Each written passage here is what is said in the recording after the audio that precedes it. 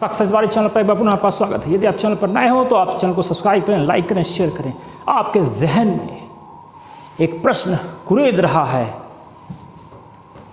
पेट 2021 की जो वैलिडिटी बढ़ी है, क्या इसी वैलिडिटी जो बढ़ी हुई है इसी में लेखपाल की भर्ती आ जाएगी या लेखपाल की भर्ती कब आएगी? क्योंकि इसकी वैलिडिटी भी 2023 जनवरी तक बढ़ी हुई है। तो आपके दिमाग में ये प्रश्न गूंज रहा होगा, क्या जनवरी के फर्स्ट वीक तक या दिसंबर के लास्ट वीक तक लेखपाल की वैकेंसी आएगी? जो नई वैकेंसी की बात मैं कर रहा हूं जिसे होना है पेट 2022 से। तो आज इन्हीं मुद्दों पर चर्चा करूंगा। तो एक तो ये जान लीजिएगा, जो पेट की वैलिडिटी बढ़ी है कंठस्थ कर लीजिए, अपने दिमाग में फीड कर लीजिए, इसमें लेखपाल की वैकेंसी नहीं आएगी।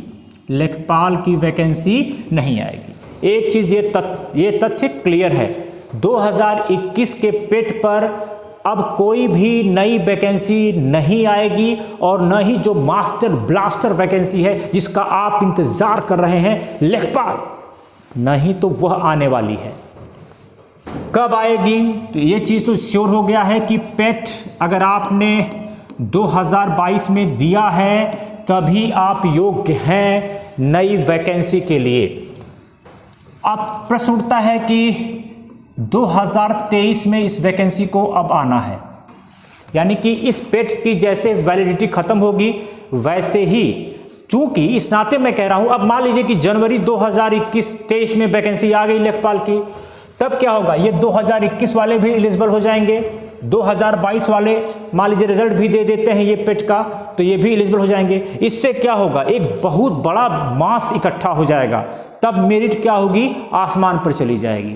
तो इस दशा में आयोग हमेशा इस बात का ध्यान रखेगा कि लेखपाल की वैकेंसी तब तक नहीं निकालेगा जब तक कि पेट की वैलिडिटी का डेट बढ़ा हुआ है, नहीं तो फिर क्या होगा? वो कोर्ट कचहरी, हाई कोर्ट, सुप्रीम कोर्ट में ही उलझ के वैकेंसी रह जाएगी। अब प्रश्न उठता है कि तब पेट का रिजल्ट कब तक आएगा? तो ऐसा अनुमान लगाया जा रहा था कि पेट का रिजल्ट में भी दिसंबर के लास्ट में या जनवरी के फर्स्ट वीक 2023 में आ जाएगा।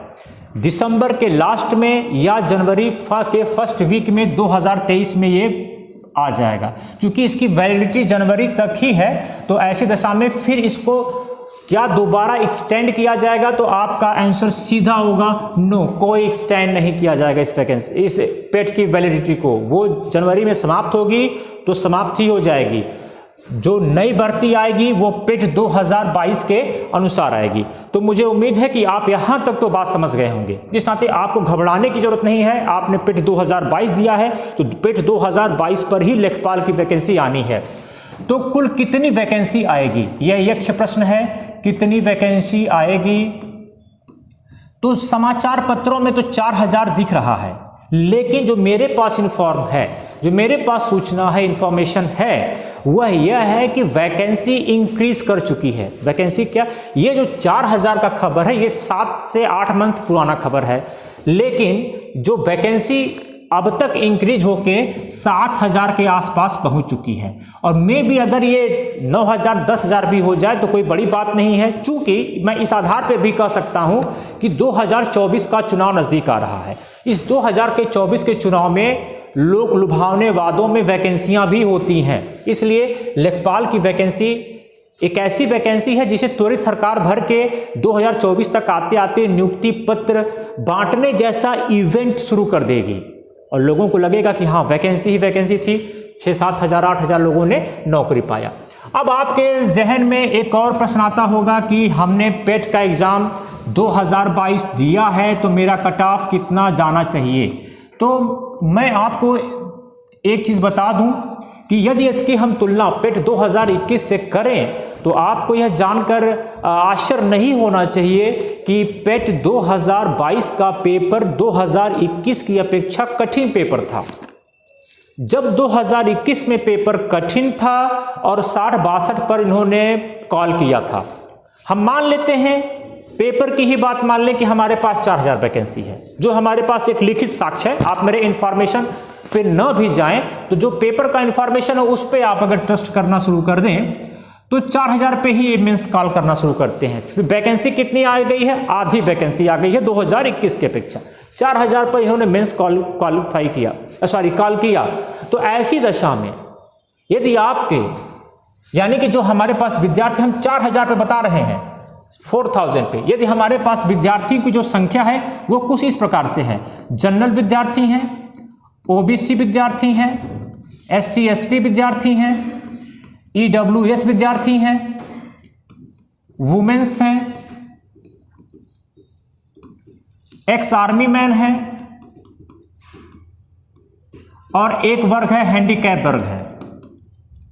एक कैसा वर्ग है, हैंडीकैप वर्ग है। अब ऐसी दशा में अगर हम आपसे बात करें कि अगर सिर्फ 4000 को मान के आप अपनी तैयारी कर रहे हैं, तो जनरल जिनके 65 के आसपास हैं, 64 और 65 के आसपास हैं, वो सेफ हैं। आप कहेंगे कि सर ये ऐसा कैसे हो सकता है, जब 8000 की वैकेंसी थी तो 62 नंबर गया था मेंस का, यहां तो वैकेंसी आधा है। तो मैं यही आपको समझाने की कोशिश कर रहा हूं, उस साल में पेपर आसान था, इस साल में पेपर कठिन है। जब भी पेपर कठिन होता है तो जो मेरिट है वो डाउन हो जाती है, वो नीचे आ जाती है। इसलिए दोनों कंडीशन और सेम है। वहां इजी था तो आप 62 पे चले गए, यहां पेपर कठिन है तो आप 65 पे चले आएंगे। 64 65 अगर जनरल किसी का है तो वो अपनी तैयारी इस 4000 पे कर दे। अगर ये वैकेंसी 7000 है तो वही 60 62 जाना शुरू हो जाएगा। फिर ओबीसी की बात करें तो ओबीसी का जो कैंडिडेट है वो, चूंकि जनरल और ओबीसी में बहुत ज़्यादा तो फर्क होता नहीं है, तो मेरे ख्याल से 62 और 63 मार्क्स के आसपास आप हैं, तो आपको तैयारी शुरू कर देनी चाहिए इस 4000 पर। फिर मैं बार बार कह रहा हूं, मैं जो बता रहा हूं वो 4000 पर बता रहा हूं, न कि उस आधार पर जो मेरे पास इंफॉर्मेशन है 7000 का। अगर आप SC ST हैं तो आप अगर 56 से 58 के बीच में आपके मार्क्स हैं तो आपको तैयारी शुरू कर देनी चाहिए लेखपाल की तगड़े से। अगर आप EWS हैं, इकोनॉमिक्स वीकर हैं, तो इकोनॉमिक वीकर और जनरल में बहुत, ओबीसी में बहुत ज़्यादा फर्क नहीं जाएगा। तो आप यह मान के चलें कि आपका भी 63 मार्क्स के आसपास होना चाहिए। अगर आप EWS में है 63 62 ऐसे रहेगा तो आप पॉइंट में समथिंग आगे पीछे हो जाएंगे। अगर आप वुमेन्स हैं, महिलाएं हैं, तो ऐसी स्थिति में आपके 60 मार्क्स तो होने ही चाहिए। अगर इससे कम है तो फिर 4000 पे तो मुश्किल है। जो एक्स आर्मी मैन के कैंडिडेट हैं वो कम से कम उनके पास 52 से 55 मार्क्स होने चाहिए।